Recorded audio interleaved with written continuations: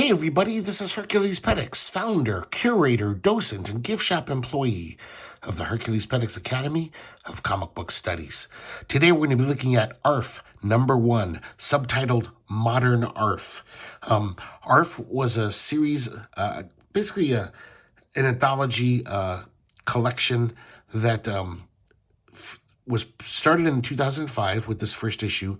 There was 4 issues. Each issue had a different title, all with ARF in it. So this one's called Modern ARF. This is the brainchild of Craig Yo. He edits this, he designs it, and he writes most of the copy in this.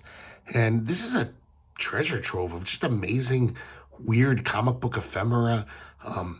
Just a really fun collection of stuff I've never heard of before. And I think many people haven't heard before. If you have heard of Craig Yo, you probably are familiar with his, he's got dozens of books he's been doing the past 20 years, collecting rare old comics, forgotten comics. And he's really unearthed a lot of great stuff in his collections. He does get a bad rap, though, for kind of over-designing things and sometimes putting his own personal design stamp on some of these classic comics a little too much. It is, I kind of agree with that sometimes, but this is all his thing. So it's pretty designed, well designed, I think. And I'm starting with even these like curved corners here. So pretty intense design work going on. And as you can see by this, I really like this, all the contributors. And this is the theme of this issue is Artists and Models, the Naked Truth. And we start off with Craig Yo drawing an artist and his model, but of course, completely surreal. Craig Yo's art is pretty fun. It definitely borrows a lot from the Undergrounds. He's a big fan of Rick Griffin, but his work also harkens back to like the classic days of comic strips from the early 20th century, and just a lot of influences, but it's pretty zany, as you can tell by this. It's pretty out there. Definitely a lot of Victor Moscoso's in here. And this stuff could be in Zap, you know. So I just want to show you, like, even the spine is pretty nicely designed here. And on the back cover, we see a portrait of Craig Yo by Frank Kelly Freas, the great science fiction author. And we have a little bio of him. He's done tons of things over his lifetime. He was the main creative director for Jim Henson and the Muppets, and he's done children books and just lots of stuff. So let's crack this open. So we start off with the cover of the Popeye Paint Book from 1936. This is by LZ Cigar, the creator of Popeye, and we can already see that he's definitely going to stick to this theme of artists and their models. Though this is a tame one. I really like the coloring on here, the lushness of it. We have a title page here. And there's this anonymous photo from 1905. This is a model who is also an artist. And there's an illustration kind of overlay by Luke McDonnell. He's part of Yo Studios. And I'm pretty sure this is the same Luke McDonnell who drew Suicide Squad in the 80s and other DC titles. So I guess he's gotten into design work. This is kind of interesting. There's the lyrics to the song from a 1955 movie called Artists and Models, sung by Dean Martin. And it actually really sums up the theme pretty well.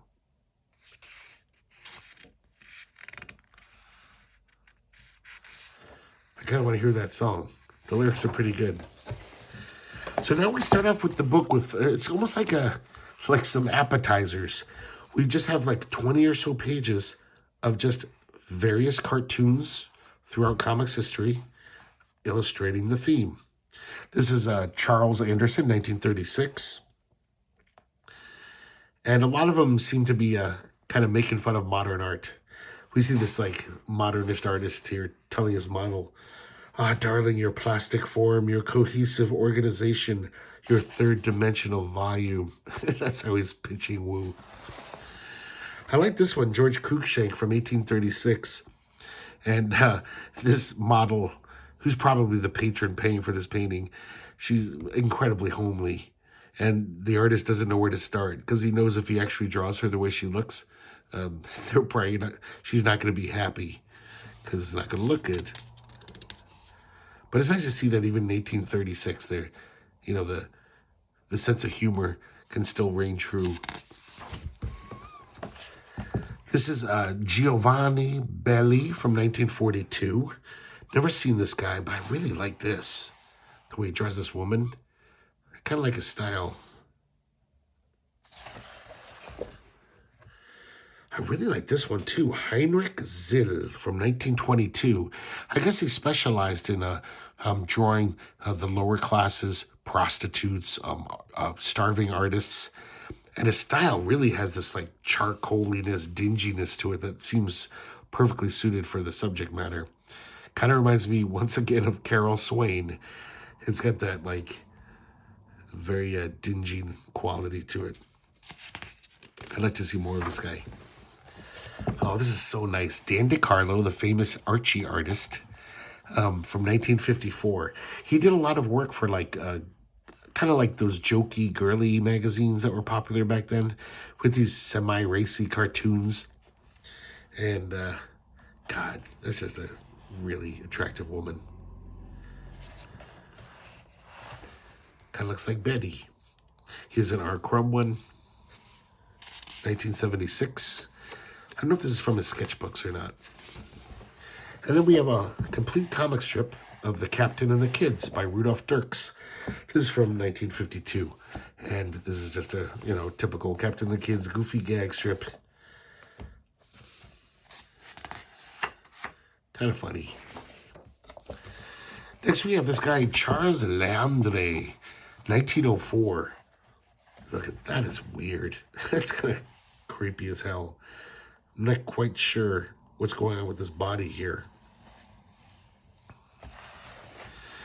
Here's a Pablo Picasso cartoon from 1954.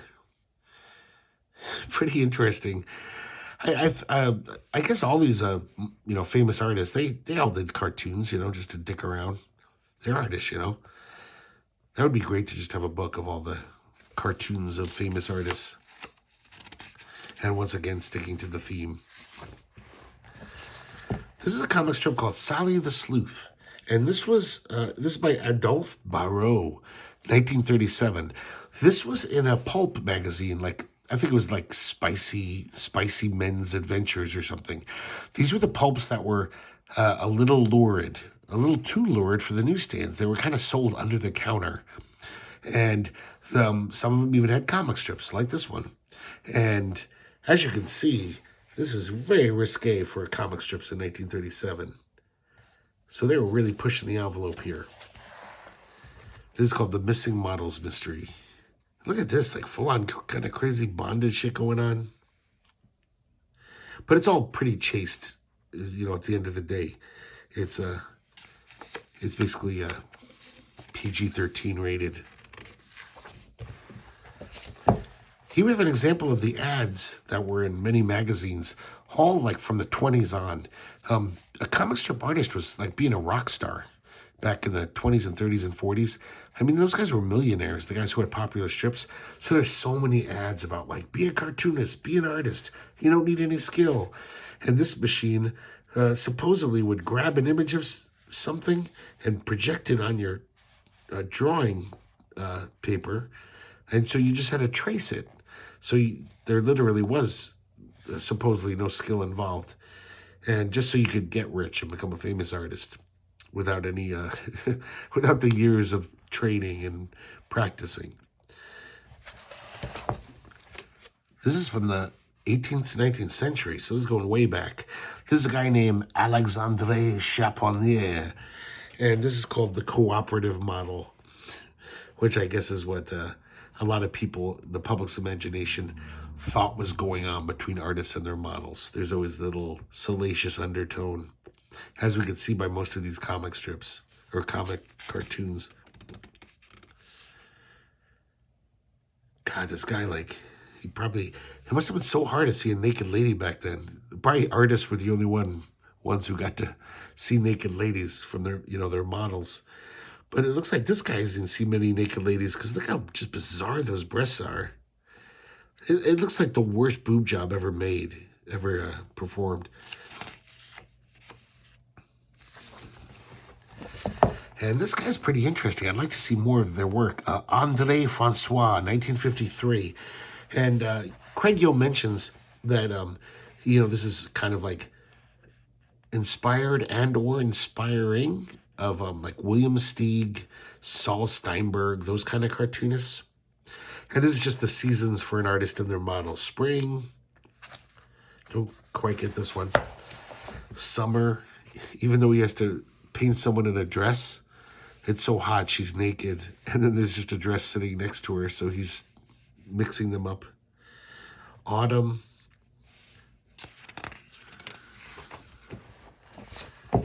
And winter.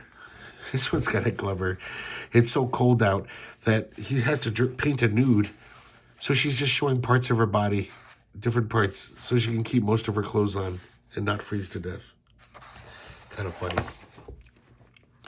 I like this one. It's Enrique Rivaron, 1953. He was like an expatriate. I don't know if he was Spanish or Latin American, but there was a whole like clique of them in France, modern artists. But so this guy was a modern artist, but he also did cartoons. You can tell by the art that like it is kind of modernist. But this is another one of those comics kind of making fun of modernism. And this painting says nude. And this guy's like, my God, it's my wife. As if he could recognize his wife in that abstraction. Here's Bill Holman of Smokey Stover fame doing a little comic from 1932. And then we have kind of a paragraph for each of these artists that we just saw and are about to see.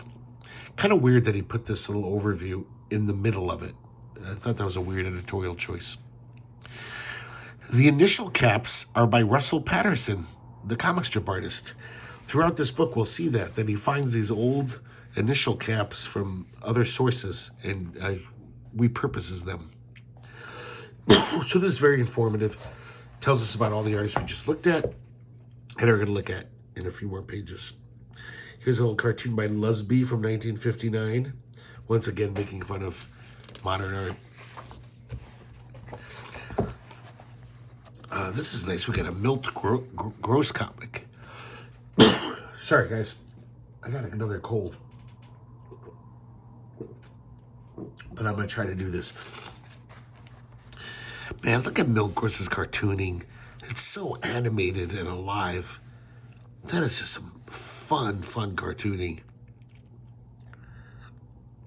Really nice. I think this is his character, Petey the pup or something, Petey the pooch. This to me is almost worth the price of admission. So I guess Rick Griffin was friends with Craig Yo. This is a previously unpublished drawing from the author's collection. This is from 1975. This beautiful Rick Griffin drawing, An American in Paris. And I don't know why this wasn't published before, but I'm glad it's published now, and I'm glad I have it in this book. Really love Rick Griffin. There's not much Rick Griffin out there. He died so young. Sad. Next we have Octavio Oreste Cortázar, 1870. This is a full-on painting. It looks pretty good, reproduced in black and white here. It's pretty nice printing. This was published by Fantagraphics, by the way. Pretty nice. We have a Wally Wood, Sally Forth strip from 1968. This was published in military newspapers for servicemen, so they were a little more risque than your average comic book. They could show boobies and stuff, but it's all pretty tame. Just a little gag. Here we have this guy named Floharty, just one name like Madonna. This is from 1937. And I like this. She poses for that modernist upstairs, and she looks like Almost like a nude descending a staircase. And this last one here is Charles Anderson, 1936. Really nice. And so now we have another title page, Modern Art.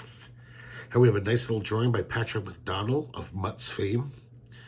He's Nancy's the artist model on this one.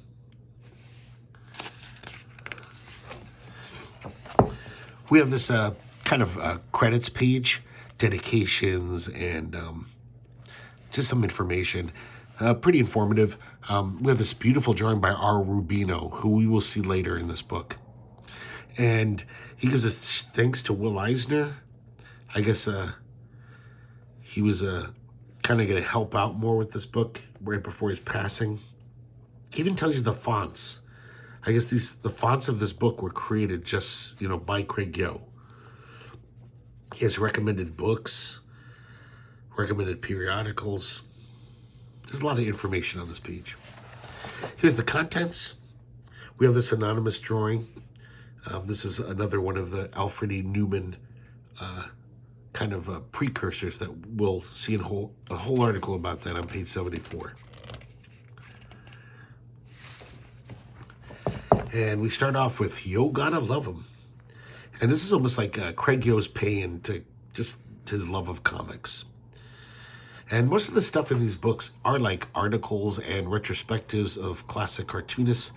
But they also, Craig Yo just takes a bunch of pages for himself to show off his own stuff. So we have this Pep Comics with plenty to offer. Indeed. And this is just like a, 10, 12 page comic of it's just Craig Yo going nuts. This is very much like something that would be in Zap, He's a really pretty good artist, pretty good cartoonist. Definitely unique. But here we go.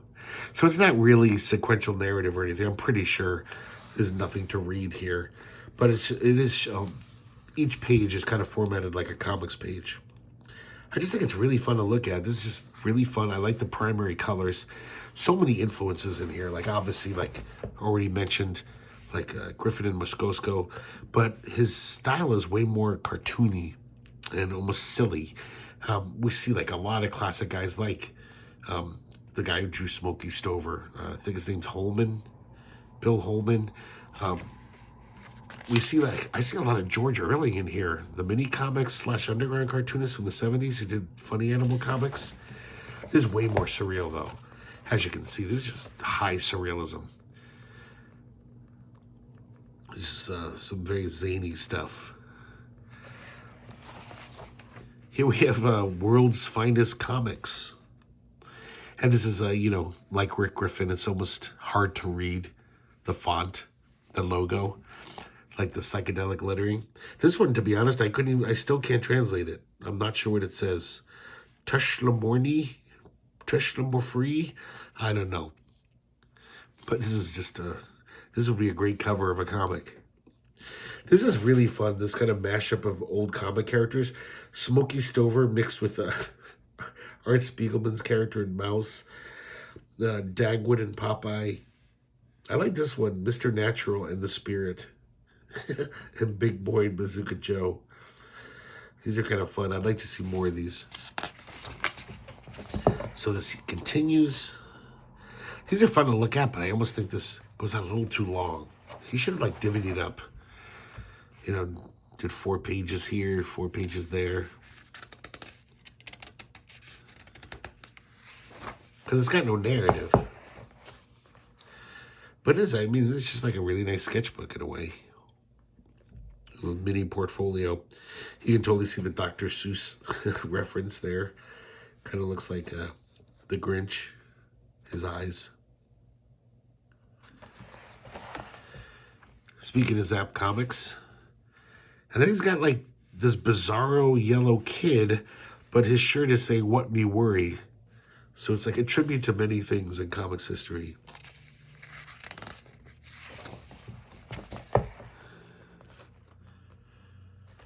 Pretty nice stuff.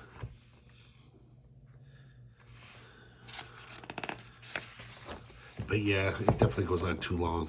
You should have split these up.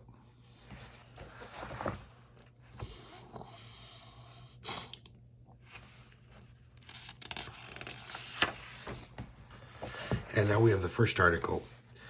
A lot of these ARF issues, they commission new portraits of some of their subjects. And this is a Kirby caricature created especially for ARF by David Cowles, who I'm not familiar with. But that's pretty good, kind of captures Kirby. And this article is called Kirby Cubed. The initial caps are by Luke McDonnell this time. And they were made just for this. And so we see like Kirby's connection to modern art. There's the famous Lichtenstein painting, Image Duplicator, which ripped off his Magneto picture. And they also talk about his creation with Joe Simon of the romance genre. And the reason why they kind of mention this is because this early pop art collage by Richard Hamilton is like 1956. It just totally duplicated Jack Kirby's Young Romance cover. Well, Jack Kirby and Joe Simon. And then this was, we just looked at this comic a few months ago. It was in that digest, that Harvey Comics digest of 50 sci-fi stories. But that was really tiny and printed on garbage newsprint. So it's nice to have it here in black and white in a nice big size. And this is the fourth dimension is a many splattered thing. And this is Kirby kind of utilizing modern art to just using the forms and shapes of it. Not to make fun of it like a lot of mainstream comic cartoonists will do, like Steve Ditko, but to actually use it to show you what the fourth dimension might look like. So this guy dives in through this dimensional portal and shows up in the fourth dimension. And look at this pure abstraction. This is so cool. Can you imagine how weird it would be to buy this comic in like, what, 1956? And just be like, what the hell? Like some kid buying this? This would blow their minds. Just really fun stuff.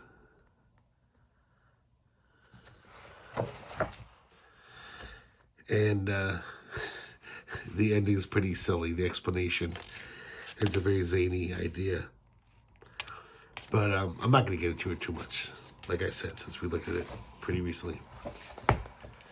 So here's a kind of a bunch of stuff about Milt Gross. This one, the initial caps are by Otto Saglau, creator of The Little King. I kind of wish he'd tell us where these all came from, these initial caps, what they were used for. But this is, I guess Milt Gross wrote a short story. He did a lot of stuff. He did screenwriting, animation, newspaper columns, comic books, radio scripts. And so this is a reprint of one of his humorous prose stories. Here's a publicity shot of him in the 20s. He looks like a cool guy, funny guy.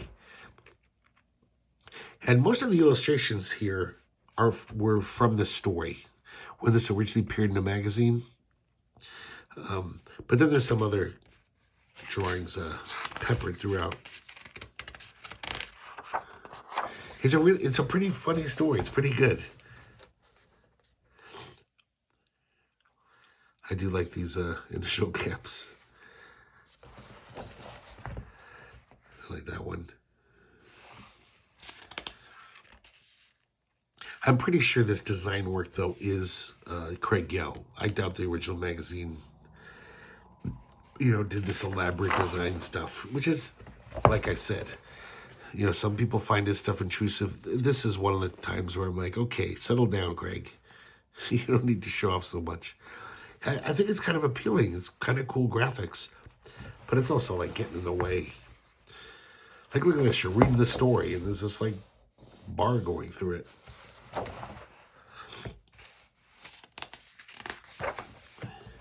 We have a self-portrait by Milt Gross.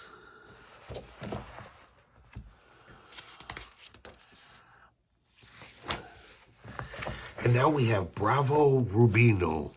And This guy never heard of. I doubt most people have heard of him if Craig Yo didn't unearth him. He was an Italian artist working pretty much throughout the first half of the 20th century. He did comic strips for little kids mostly, but he also did book illustration like this, a book plate he did. Really like his style. This is a self-portrait of himself with all his little characters.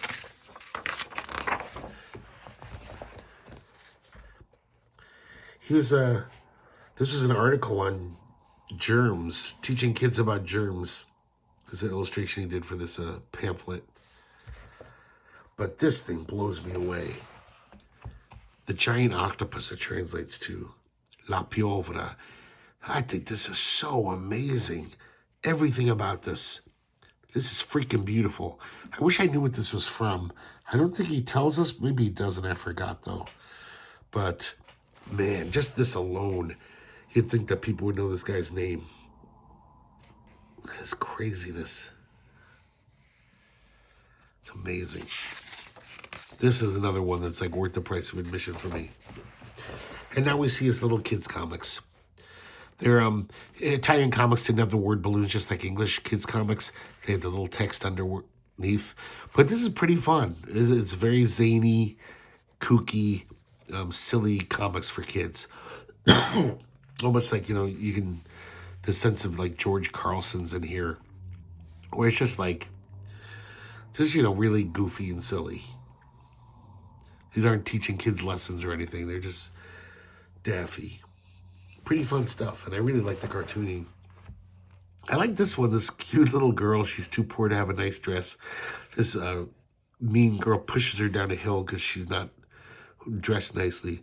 And when she falls down the hill, all this pollen collects to her dress, which attracts all these butterflies.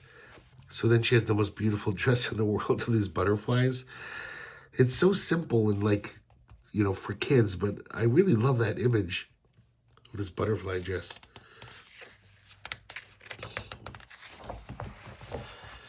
This is a 2-page, kind of like propaganda, funny comic. I guess at the time, Austria-Hungary. This is, it's 1918. So this is the eve of World War I. And he's basically saying that due to the Emperor of Austria-Hungary, who's a big liar, the whole law of the land in Austria is to lie. And so it's almost like upside down land. Kids in school are taught to lie.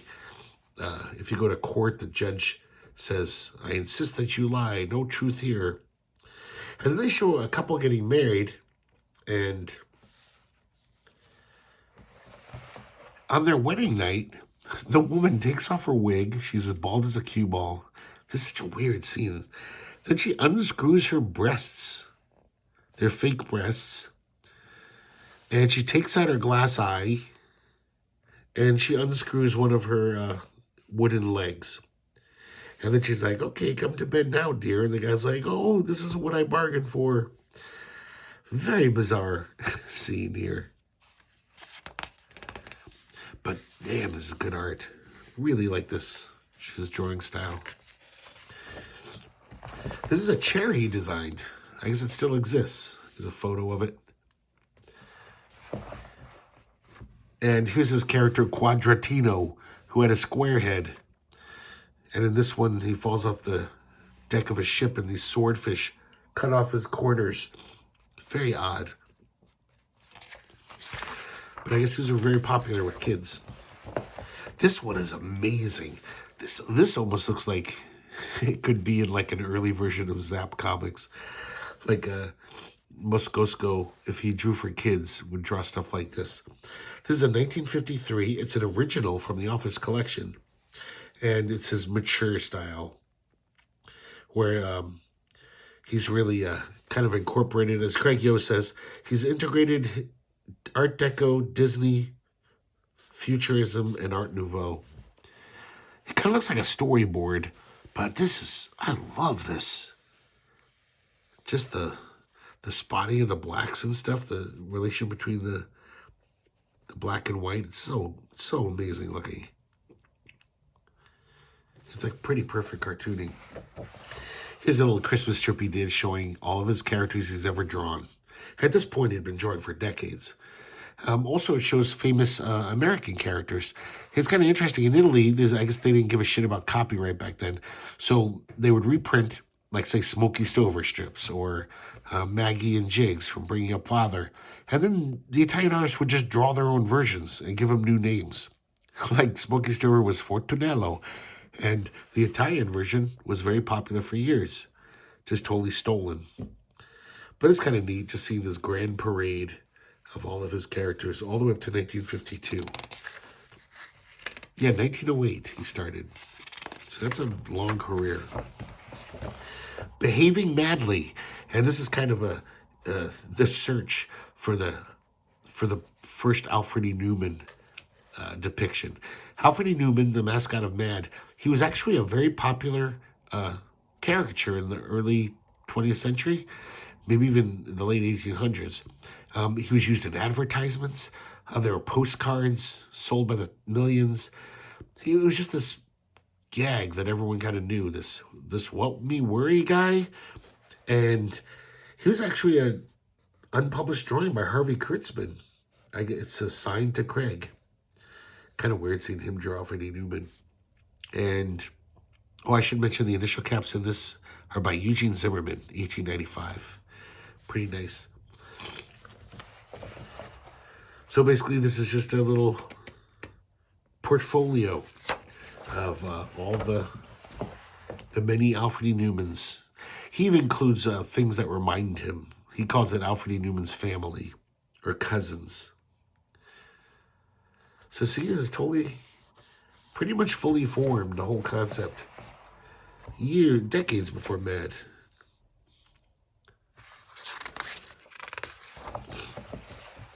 Like this one looks nothing like Alfred E. Neuman, but that's a beautiful drawing. I guess just a lot of weird chuckleheads and yokels. This guy doesn't look like him either, but it's really cool looking. Full-on pinhead. Alfred E. Neuman. That's a weird one. This is like a character that would be in an American comics group title.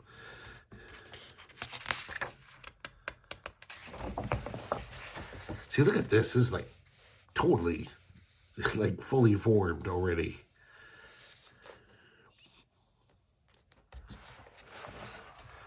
I like this beatnik one. Like, man, me worry? This looks nothing like him. I don't know why that's there. This is kind of interesting, though.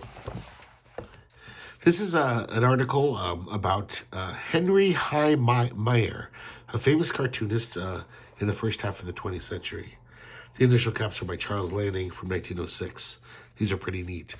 But High Meyer kind of built a whole career, at least part of his career.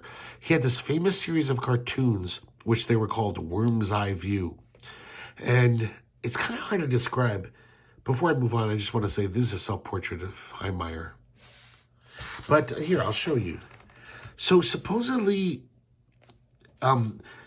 you're basically, 20 feet underground, and you can see through the ground, and this is what he draws. This is called a skating rink. And we basically see, the bottom of people's skates and their feet. And the skill required to do this, the forced perspective involved, it's incredible. It's like Winsor McCay level of artistic genius. But I really don't see the charm of this. It's like, okay, yeah, you're doing it. That's a guy from below. But I don't get why these were so popular. But they were popular enough that he made a lot of them. People like to see these things. Here's one, a wedding. And part of it, I guess, the appeal is that almost they look like kind of turns it into like almost beautiful abstract art. Like if you just blur your eyes. This is pretty cool looking. In fact, it kind of looks like some weird Mike Kaluta drawing from 1972 or something. It's very odd when you take it that way. But as you can see, you can clearly see the bride and the groom and the bottom of people's shoes. Very weird idea. On a steamer ship. A Picnic, corner of 14th and Broadway.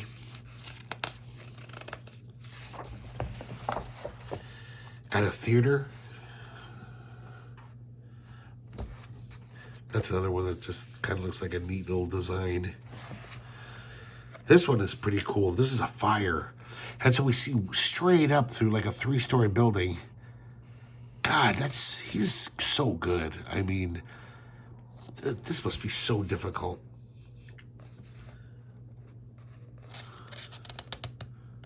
To get that perspective right.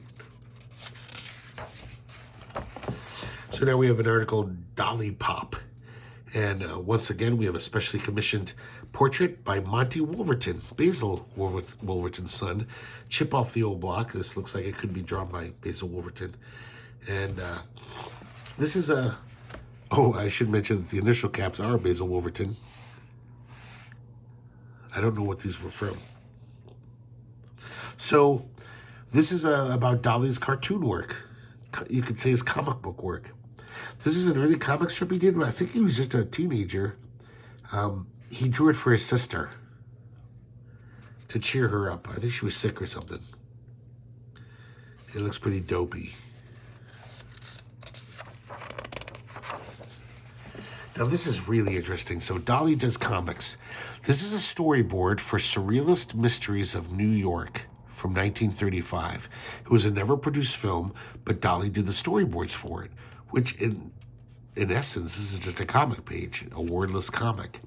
But of course, it's Dali, so it's pretty fucking hard to make any sense out of it. There is definitely some sequentiality to it, but it's also just bonkers.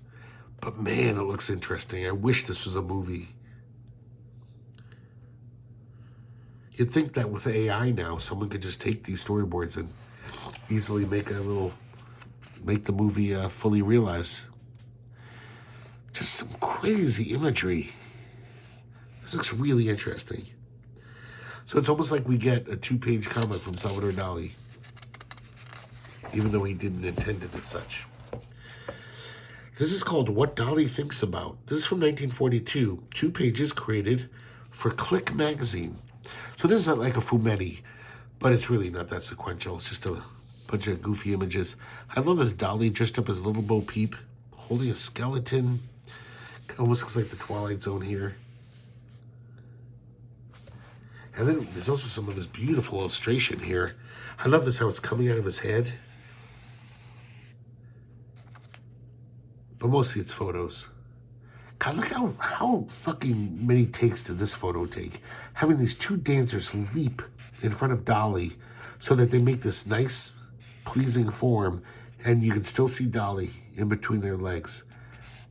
Maybe it was 1 take, I don't know. But that's amazing. And then here's like a sketch of that. It's almost like he's drawing them. Well, I guess it's different, but close. And now we have cartoonist Dali. Here's a comic panel from the 40s, I believe, or 50s. Sam Cobian. And, you know, this obvious, you can see this homage to Dali. This is interesting. The Silly Millie comic strip, which was a normal syndicated comic strip by Stan McGovern. This is 1947. Basically, he starts it off by saying, hey, I heard Salvador Dali is planning to draw a comic strip. Maybe it would look like this. And he tries to imagine what a Salvador Dali comic strip would look like. And it's like Little Orphan Annie and Sandy, but they're all fucked up. This is another one where, can you imagine like opening up the newspaper page, the comic page, and be like, what the hell is going on here? Because Silly Millie, I think, was a very normal comic strip most days. But apparently, I think Craig Gill mentions that there were rumors that Dali was going to do a newspaper comic because he was always telling stories and doing crazy stuff. So it wouldn't be out of the realm of possibility. Here's a bunch of comic book covers that ape Dali.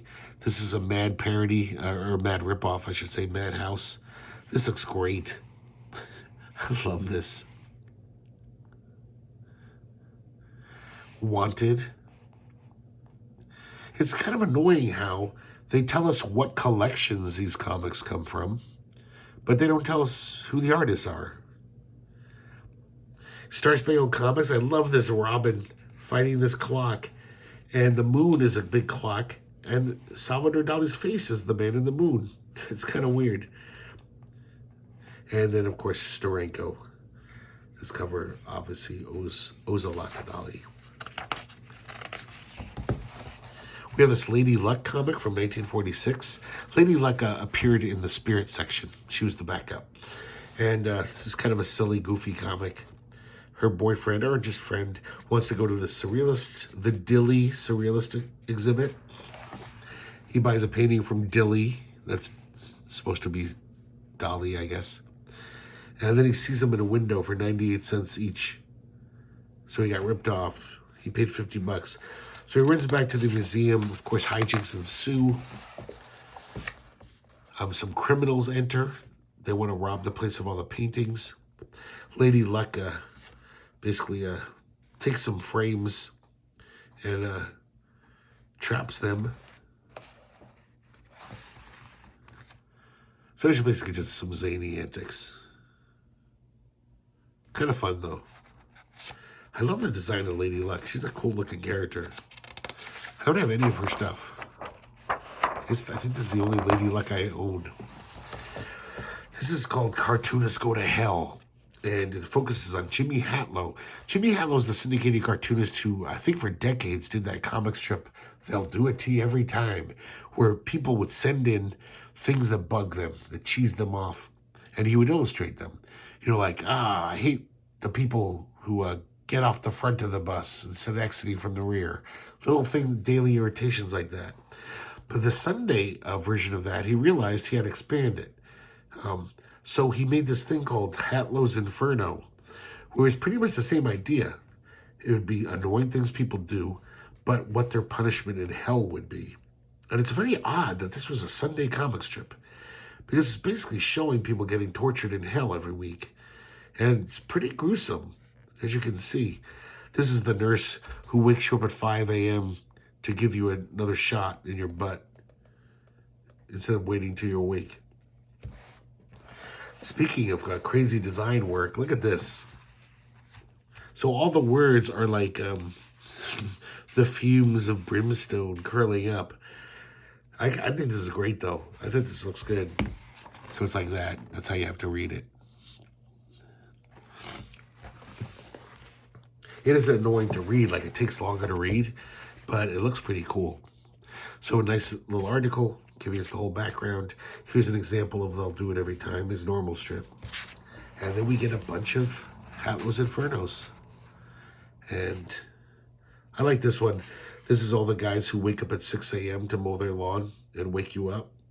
So they're all in this pit, and this devil is just giving them a haircut with a lawnmower.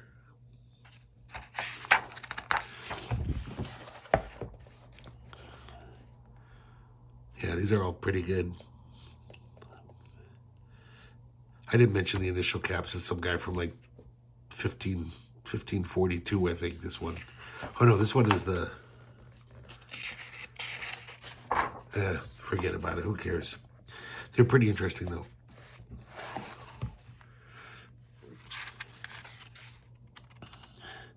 This is for people who like to drum on the china with their silverware.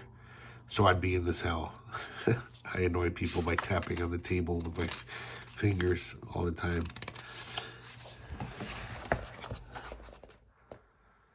Yeah, just look at these. Like, this does not look like it belongs on a Sunday comic page.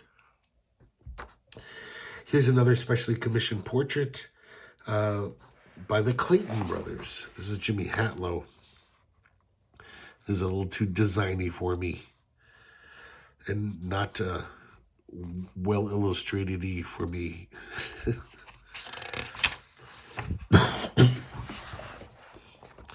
More of the Infernos.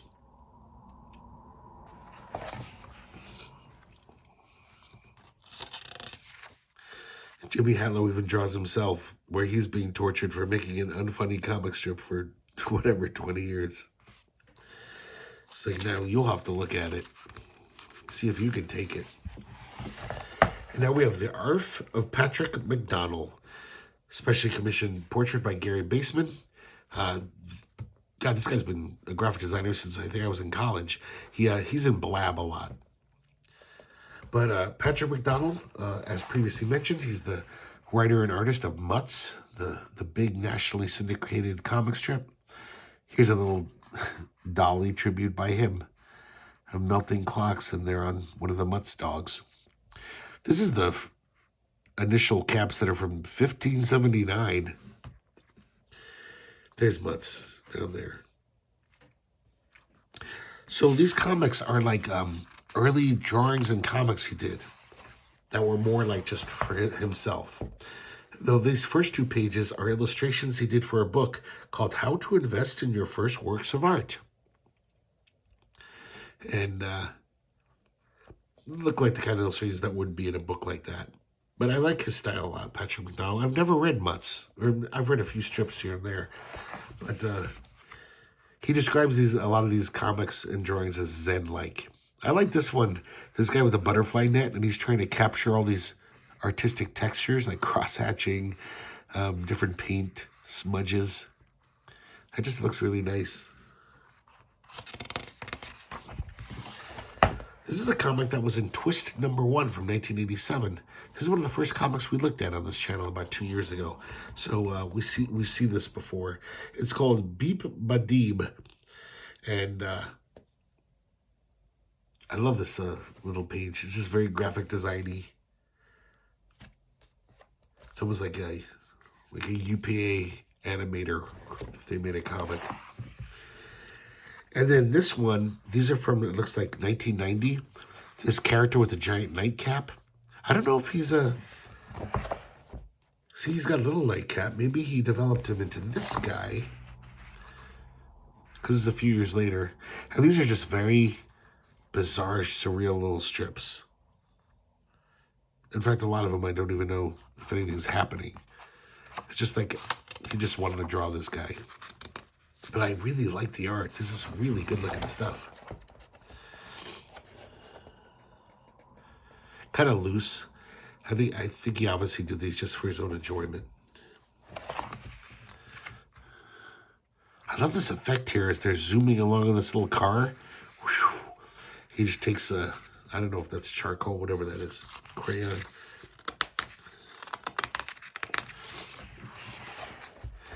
In this one, the character is saying, fancy pen work.